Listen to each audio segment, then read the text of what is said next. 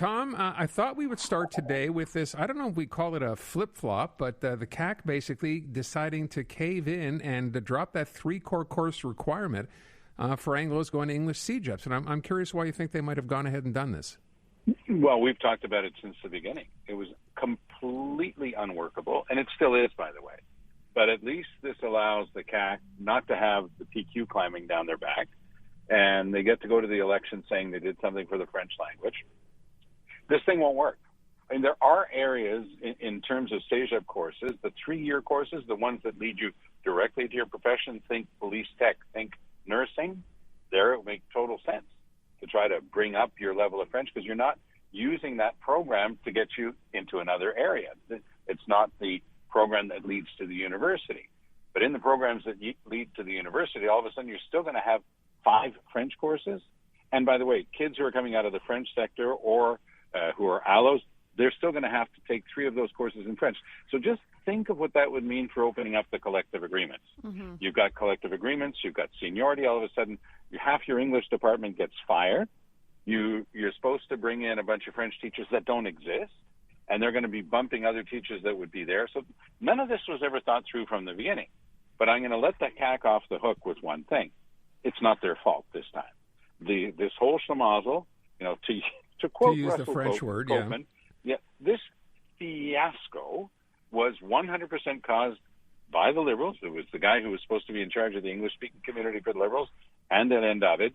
She's there crowing that this great solution is thanks to her. No, this great problem is because of her, and she's tried to find a way out of it now, but she doesn't exactly get to raise her hands in the air and say that she's done a great job. This has been a disaster. I think that Legault has shown a bit of class, and Jolin Barrette trying to stick to his basic lines there, but they all know that this is still, at this stage, totally unworkable. By the way, that's why they're talking about 2025, to give some time to try to get something in place that will actually work. Again, if you're going to be a cop and you're coming out of John Abbott, and they train a lot of cops there for Quebec, and if you're going out into the field and you've never heard the French word for assault, you should learn it, and it would make total sense.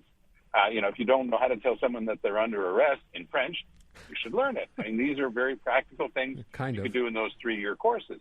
But the way they went about it, the way this was presented, was a complete and utter disaster. Everything that's come out of the people who teach in those CEGEPs, all of the parents who've been actively involved in those CEGEPs, has been to confirm, look, this is an absolute mess that should never have occurred. By the way, just to mention, Russell Cope, and you brought him up, he's going to join us just after the 5:30 news, because he kind of got ragged on yesterday by Jolin Barrette, which I thought was a little sort of, well, maybe not for Jolin Barrette, but a bit unfair. And I want to get his take on what he heard yesterday and him being blamed for some of this. So he'll join us in about 20 minutes. Well, I mean, that would be a little bit rich, trying to blame Copeman for any of it. Yeah, well, he's saying the English translation, Tom, and this was in the Gazette article, and I'm not sure, obviously, it doesn't sound the same in French, but the translation was, he dragged his feet all over Bill 96. And I'm like... And it wasn't Russell Copeman wasn't there. Yeah, well, that's what we're saying. In commission hearings, I'll read you the quote. It said, this is Jolin Barrette. He came and lectured us. He wiped his feet. On Bill 96, he said, we don't need it. It was not chic or cool or whatever. So we'll get his take on this. Any port in the storm. And, they've understood one thing, that they were able to pull away the vast majority of Parti Québécois voters and bring them into the CAC fold in the last election. They're not going to take any chance on giving that up. That's why their reaction here has been so careful, because they know that the Parti Québécois would just love to jump at them and say, you should never allow anybody out of the French system into the English CEGEPs, and maybe just get rid of the English CEGEPs altogether. Oh, there you go. Exactly. Desperation by the Parti Québécois. So Legault's not going to make any moves that are going to make life easier, for the Parti Québécois. He's got to hold on to that vote. His numbers are so solid because of the divided opposition. He's in the low 40s. He was in the high 30s last time and still got a strong majority with an even less divided opposition.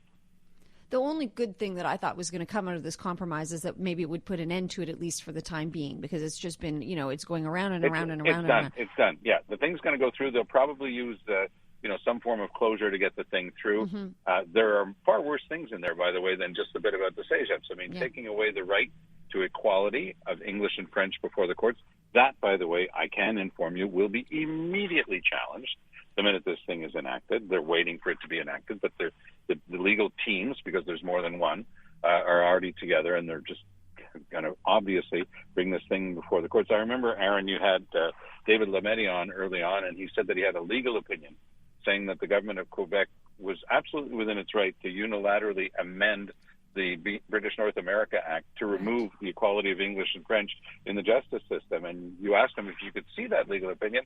I guess you're still waiting for it, right? Yeah, I have not seen it since. Thank you for bringing that up, Tom. Yeah. Okay, let's talk about, first of all, I brought up the issue. We asked listeners today about this whole thing where Legault said, oh, you know what, when reacting to the two new political parties here, if we don't do something to protect French, 50 to 100 years from now, we'll basically become Louisiana, implying French will be gone. And I wonder what you thought of that remark. Well, that goes back to a rather famous event around the Charlottetown Accord, when Brian Mulroney stood in front of a crowd and said, if we want to become folkloric like in Louisiana, and he stood there and then he tore the Accord apart. It was probably one of the worst performances I've ever seen from Mulroney, who was actually quite good before the cameras. So they're not going to insult other parts of Canada, because there are parts of Canada, especially in the western provinces, where the French-speaking population has really shrunk down. But they're not going to talk about those because that would be too insulting locally. So they talk about Louisiana. But it's simply used symbolically as a place that was once French, and that has, that's gone through different forms, because they had the civil code down there. It's still in Spanish and in French. The Spanish translation was just released not that long ago. So they have a very proud tradition, very different from the rest of the United States. That's why you have so many Cajuns in so many movies. The minute you want to have an American who's slightly different, well, they're from the Bayou.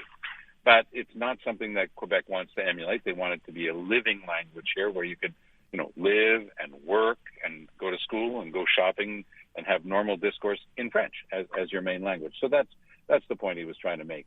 I don't think it really means anything beyond that. Tom, can I ask you to react then to what Legault said, the bad joke that he made about Pierre Arcan, who was evidently a friend of his? He said he's not dead, that guy, and then had to apologize.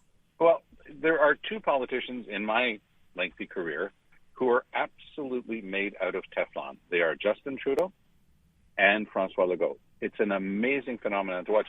Trudeau once boasted that he had a special relationship with Canadians, whether it's elbowing another MP in the breast on the floor of Parliament, or repeatedly getting dressed up in blackface, which is, of course, racist, and then he lectures everybody on being racist, or Legault, who gets away with anything. He said that he would have a family doctor. He swore there'd be a family doctor for every Quebec family. There are 1 million Quebec families without a family doctor. He said this was his most formal thing.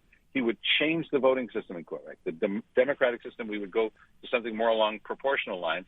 This week, he couldn't even remember saying it. He held a formal signing ceremony with Gabriel Nadeau-Dubois and Jean-François Lisée, who back then was the head of the PQ, and they swore that this is what they were going to do.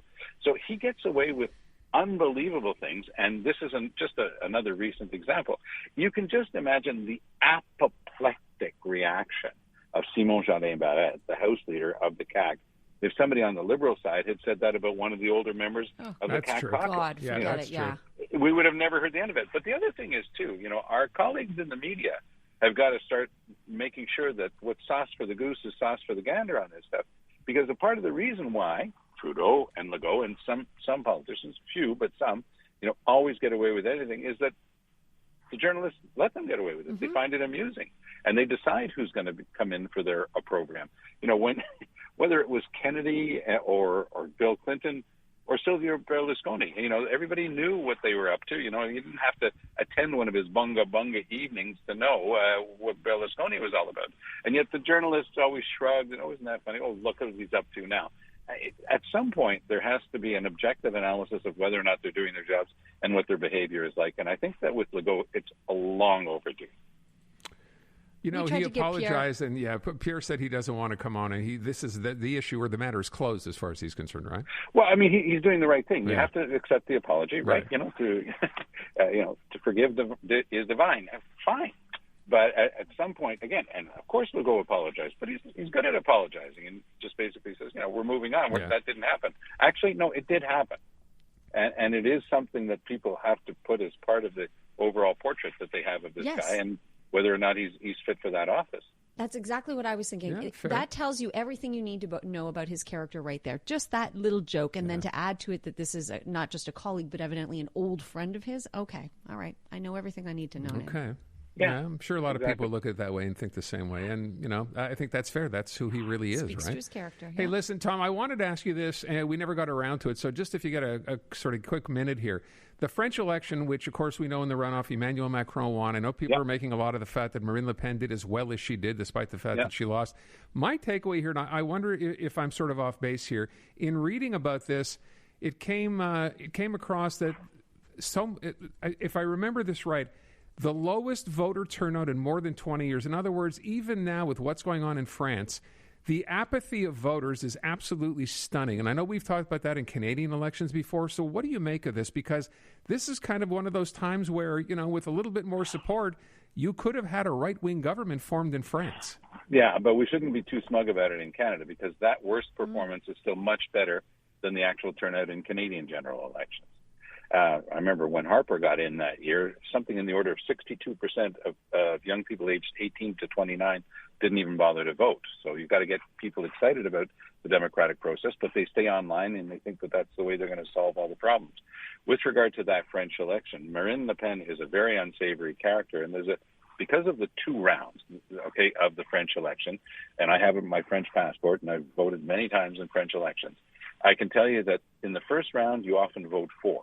So your heart is with this party. You know they're not going to win and be in the second round because it's only the first two places that make it into the second round, but you vote for the party that you like. So the expression is you vote in the first round you vote for, and in the second round, you vote against. And in the second round, people lined up to vote against Marine Le Pen. She's unsavory. Everything she says is unpalatable. It's profoundly racist. She's learned how to put all sorts of disguises on it, but it's profoundly racist, her approach, and I'm delighted as a French citizen, a joint French and Canadian citizen, that she did not get in. I just think she's an anathema.